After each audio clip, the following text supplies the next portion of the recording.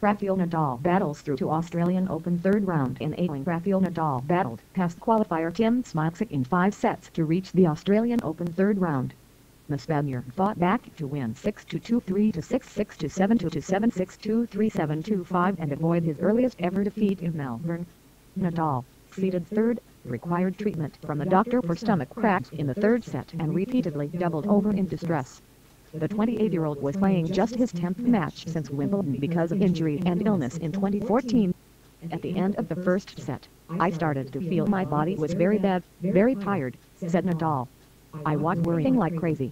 Then I was serving for the third and almost threw up. It was a terrible feeling. I was close to not continuing because I felt that I was very diseased. I was suffering a lot. Too much.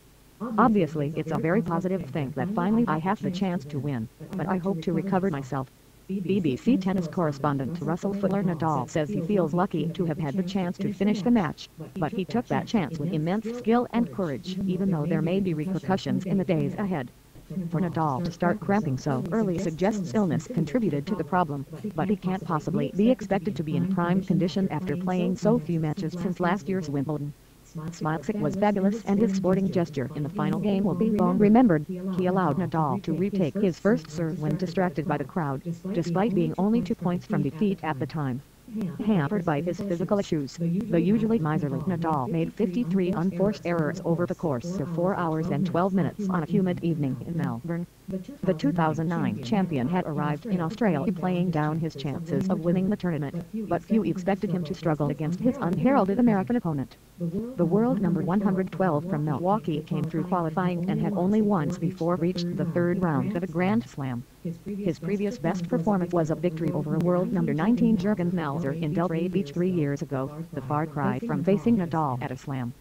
However, it was the Smilczyk forehand and not Nadal's fearsome topspin on that wing that proved the key shot for much of the contest.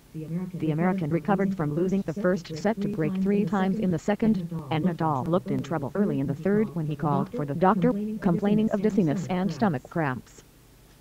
Slams apart before their match, Tim Smilczyk has played in less Grand Slam matches, 13, than Grand Slam titles won by Rafael Nadal, 14.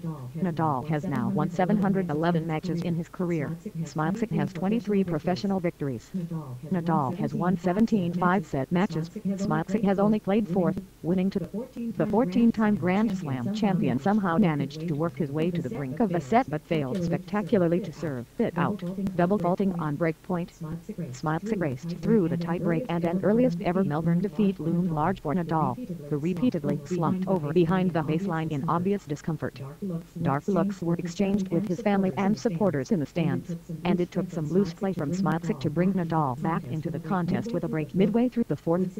With 16 5-set wins to just 2 for Smilczyk, there was not much doubt that Nadal had the benefit of experience on his side going into the decider.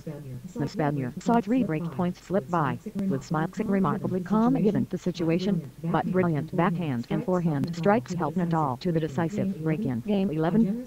A generous let from Smilczyk and 3 missed match points ensured drama until the very end, but a relieved Nadal sank to his knees after sealing victory at the 4th attempt.